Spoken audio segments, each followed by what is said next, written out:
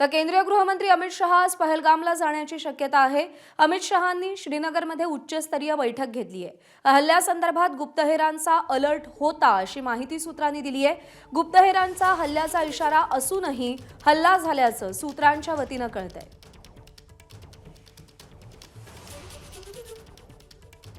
सोमेश कोलगे आपल्याला अधिक अपडेट देतील। सोमेश, दोन महत्त्वाच्या गोष्टी, आज अमित शहा पहलगामला जाण्याची शक्यता आहे, त्या संदर्भात काय अपडेट्स, आणि जर गुप्तहेरांचा अलर्ट होता तर हल्ला कसा झाला, त्या अलर्टकडे कानाडोळा झाला का?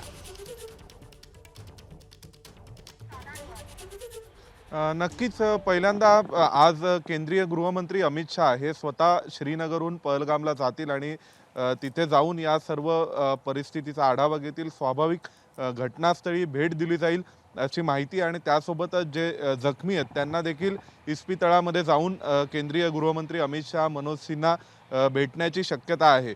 दुसरा मुद्दा म्हणजे गुप्तचर यंत्रणेकडून येणाऱ्या अलर्टबाबत, तर अशा स्वरूपाचा दावा हा पुलवामाच्या वेळी केला गेला होता। आत्ताही असं म्हटलं जात आहे की गुप्तचर यंत्रणांकडून अलर्ट दिले गेलेले होते, परंतु गुप्तचर यंत्रणांकडून नेमका अलर्ट होता का याबाबतची नेमकेपणाने माहिती अजूनपर्यंत समोर आलेली नाही आहे। त्याचं कारण असं आहे की गुप्तचर यंत्रणा ज्या काम करतात त्या अतिशय गुप्त पद्धतीने करतात आणि त्यांचे अलर्ट देखील कॉन्फिडेन्शियल आणि गोपनीय असतात। त्यामुळे गुप्तचर यंत्रणांनी दिलेल्या अलर्टबाबतची अधिकृतपणे किंवा ठोस माहिती समोर येत नसली तरीसुद्धा ही चर्चा आहे की या हल्ल्याची माहिती पूर्वी होती का। परंतु दोन तीन गोष्टी आपल्याला प्रामुख्याने लक्षात घ्याव्या लागतील। एकतर तहबूर राणा हा लष्कर-ए-तैयबाचा ऑपरेटिव्ह होता, ज्याला भारताने प्रत्यार्पण करून सध्या भारतात आणलेले आणि NIAच्या ताब्यात ठेवलेले आहे। त्यामुळे पाकिस्तानचा रोल 26/11च्या हल्ल्यातला समोर येणार।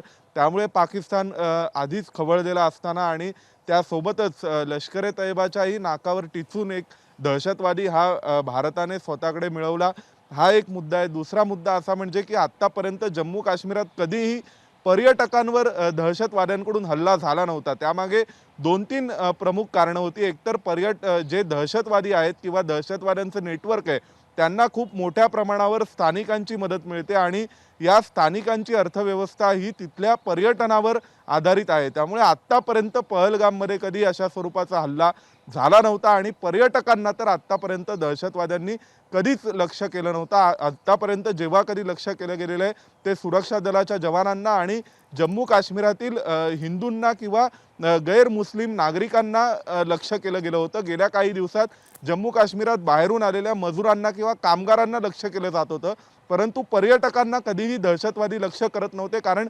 त्यांच्यावरच यांची अर्थव्यवस्था अवलंबून होती।